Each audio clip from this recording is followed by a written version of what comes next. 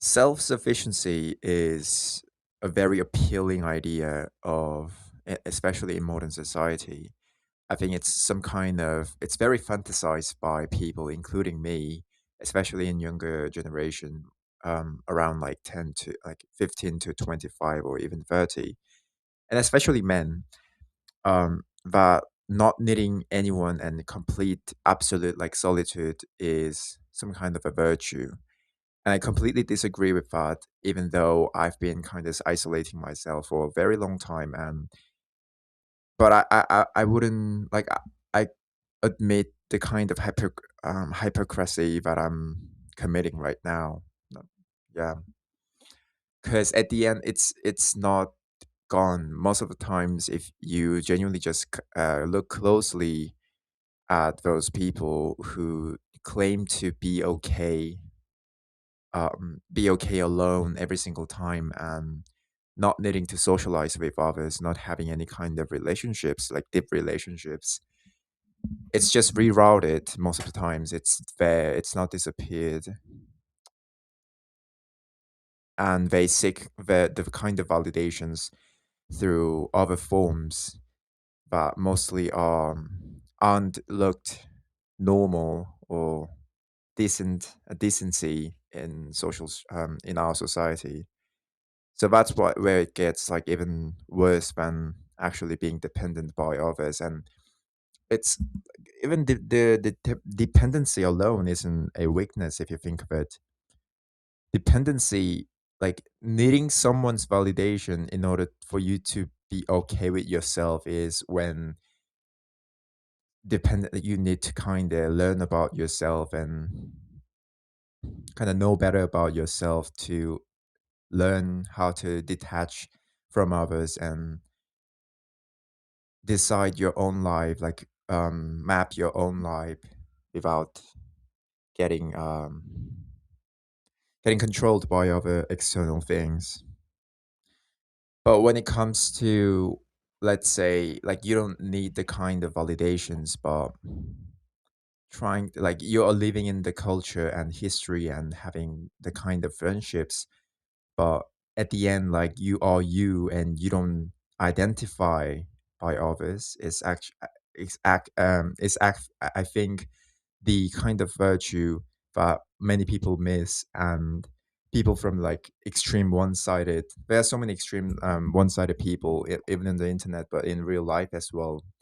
Well, people would go like people's are either so way too socialized and waste their time, waste their life, money and willpower just to feel like you are in the group, even though no one really cares about each other. Like all they care about is how would they be perceived by others. So it's as bad, but it's as bad as someone who's being isolated for a very long time and thinks that he is some kind of a monk or hermit, and is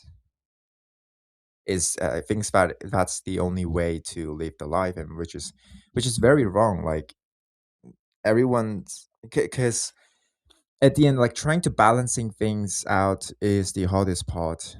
You can stick to a an extreme ideology which sounds very appealing in surface, but if you go deep enough and try to apply it to your life for long enough, you see the flaws and you see the contradictions, and you can actually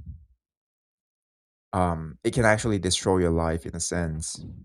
So you should be really careful of whether to stick like whether to actually take into actions on what you believe, or you want to like kind of eyeball it and see like how it would go in your life. Like am I actually going to do this, or like will this actually benefit me in ways that I think it will benefit me. So like I still kind of am the kind of person who thinks absolute solitude could be a virtue, but now I'm kind of changing my mind in a way like the real brave thing to do isn't like stripping away everything just because you're afraid to like you're afraid to be disregarded or discarded by others, the bravest thing to do is knowing that you need someone, but also at the same time trying to like keep your boundaries and yeah, trying to keep your boundaries and you don't identify yourself through others. Like you don't get you don't constantly seek for validations from others for yourself.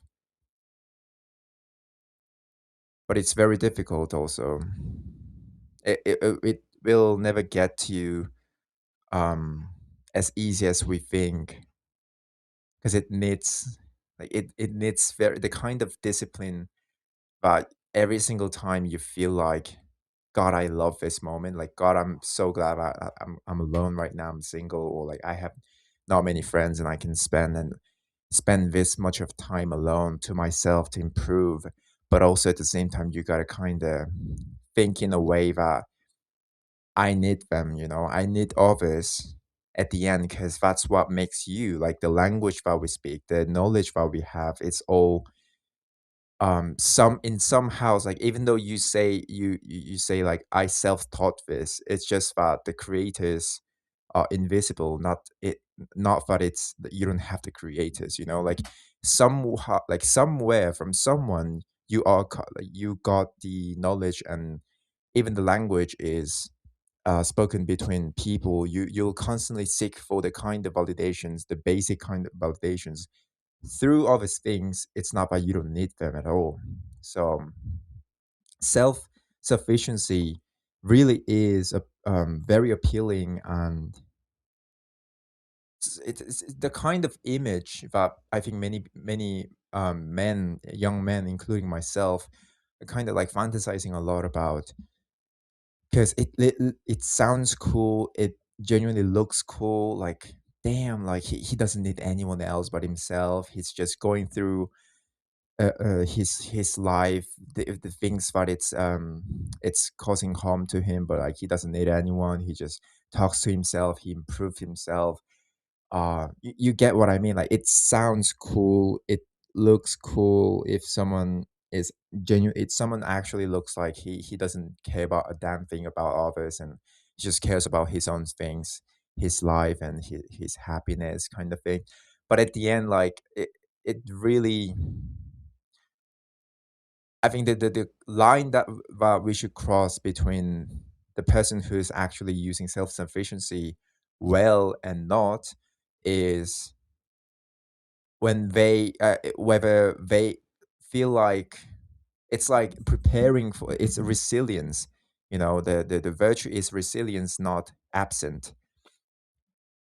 I'm preparing and I'm improving myself, and I'm I have this strong color of my strong personality that even though some people disregard me, or I mean yeah, disregard me, discard me, or leave me, I won't be destroyed.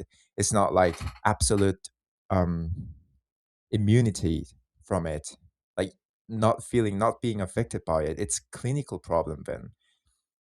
It's not a virtue at all. So like yeah, admitting that you need someone at the end, you need others, but also not being fully immersed by the kind of feelings that socializing gives. Because I also feel it so many times whenever I talk with others. I have really a good decent conversations with a decent conversation with others. I do feel the deep sense of pleasure, like satisfaction, like the kind of like the feeling when you drink, like when you quash the thirstiness you had for like for a long time after a long walk. Like it feels good, but you shouldn't be immersed by it. Like you shouldn't treat it as something that I must do. Like I must build my life surrounded. It's just like part of you that makes yourself more colorful and build yourself in a way that society would accept you. Not like what I mean by like society would accept you doesn't mean like you should just follow what society tells you, because that's that's like another whole story. But like that's all. that's that's really horrible, and you wouldn't like yourself doing the things only doing the things that society tells you. So yeah, like it really is all about balance.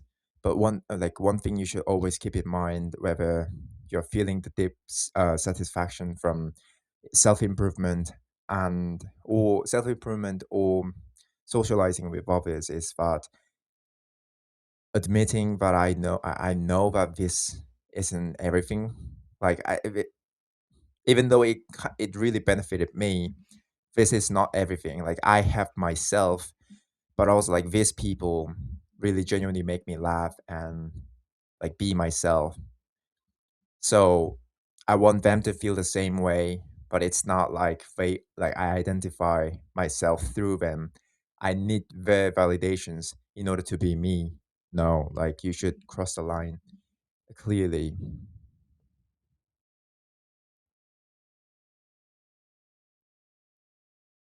Though it is true how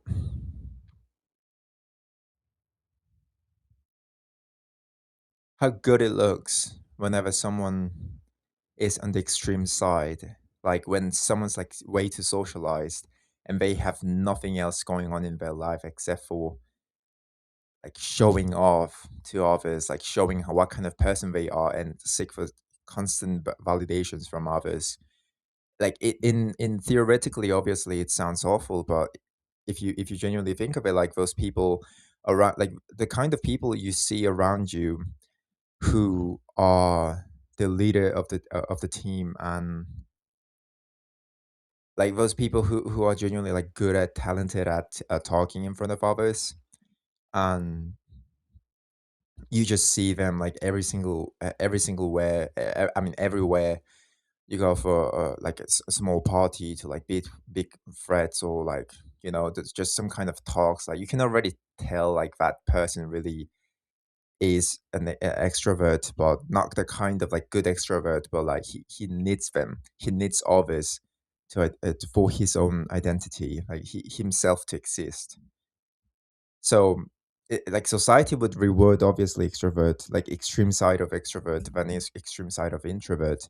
Well, it really depends actually. Yeah, I'll take that back, because extreme side of introverts would make, how do I say, like they at the end will have something to fight against with. Like I built this on my own. I self-taught this. I was alone the whole time. I questioned so many times, but I dealt with it on myself. So in a sense, I mean, if you see it that way, I think extreme introverts have have much stronger ego, but also dangerous kind of ego compared to extreme side of extroverts. It depends, because they are two like the opposite side of being egotistical about what they achieved.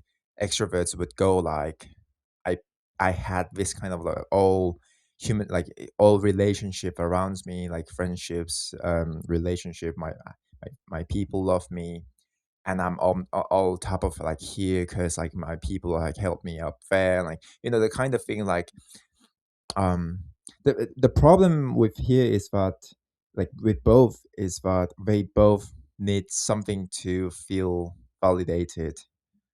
Extroverts need others, and introverts need the solitude, which is just a cope, like it's just a dangerous kind of cope. And the examples that I gave is actually are actually very good side, like the kind of cases that panned out pretty well to them. And obviously like it isn't the kind of cases for most of people who take it to extreme, who take the kind of ideologies to extreme. So I think really it again is all about balance and trying to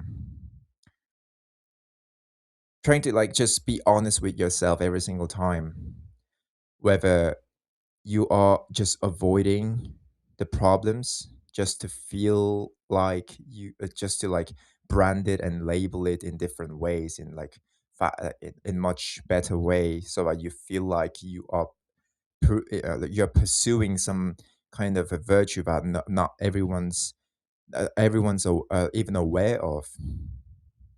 So in that sense, I think, especially since I'm much more inclined to self-sufficiency and isolation, the virtue of isolation, like monk mode and kind of stuff. So I think I feel more related and resonated by those people, and I think that's much more dangerous than being extremely extrovert. Because at least extroverts go outside, like, and touch grass.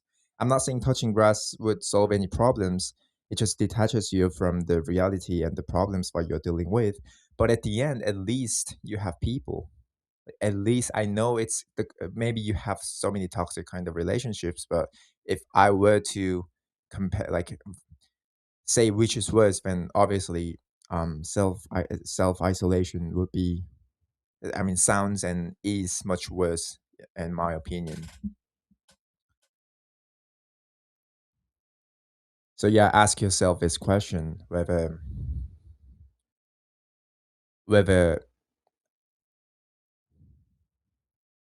are you aiming to be alone? Like, are you aiming to be unaffected by others, or are you aiming to be, or are you aiming for not needing the kind of validations to feel good about yourself?